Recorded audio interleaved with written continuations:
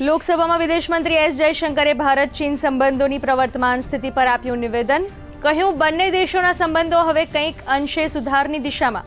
તો બંને દેશો સરહદી વિસ્તારોમાં તણાવ ઓછો કરવા તેમજ ગતિવિધિઓના પ્રભાવી પ્રબંધનને પર કરશે વાતચીત. લોકસભામાં બેન્કિંગ લો સંશોધન વિધેયક 2024 થયું પસાર. ચર્ચા દરમિયાન નાણામંત્રી નિર્મલા સીતારમણે કહ્યું, 68% મહિલાઓને મળી પીએમ મુદ્રા લોન. તો તમામ સરકારી બેંકો નફો કરતી થઈ હોવાનું જણાવતા નાણામંત્રી.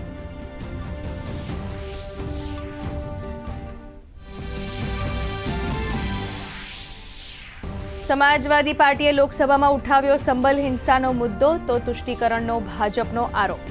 તો સંભલ મામલે ફોરેન્સિક ટીમને મળ્યું પાકિસ્તાન બનાવટની 9 mm મિસફાયર અને ખોખું.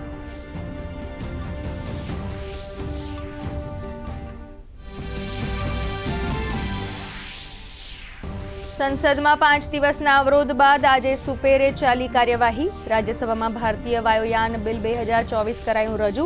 તેલ અને ગેસ ક્ષેત્ર નિયમન અને વિકાસ સંશોધન બિલ પણ થયું પસાર.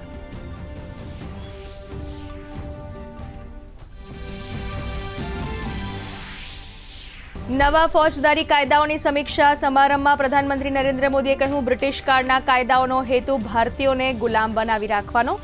નવા કાયદાઓને કારણે આતંકવાદ અને ભ્રષ્ટાચાર સામે મળશે મજબૂત લડત.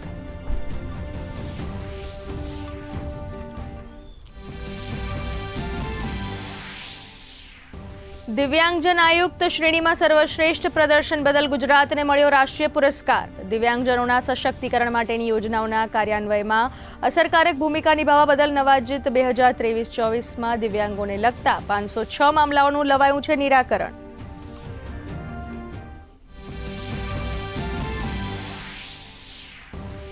વૈશ્વિક સ્તરે ગુજરાતને મળી વધુ એક સિદ્ધિ.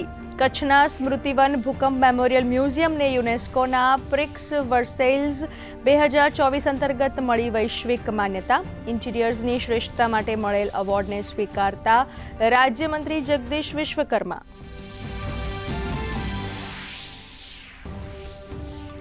રાજ્યમાં 5 ડિસેમ્બરથી યોજાશે ખેલ મહાકુંભ. કબડ્ડી, એથ્લેટિક્સ, કબડ્ડી, ખોખો જેવી વિવિધ રમતોનું આયોજન. ઓનલાઈન માધ્યમથી નોંધાવી શકાશે રજીસ્ટ્રેશન. તો શારીરિક ક્ષતિગ્રસ્ત દિવ્યાંગ ખેલાડીઓ પણ વિવિધ સ્પર્ધામાં લઈ શકશે ભાગ.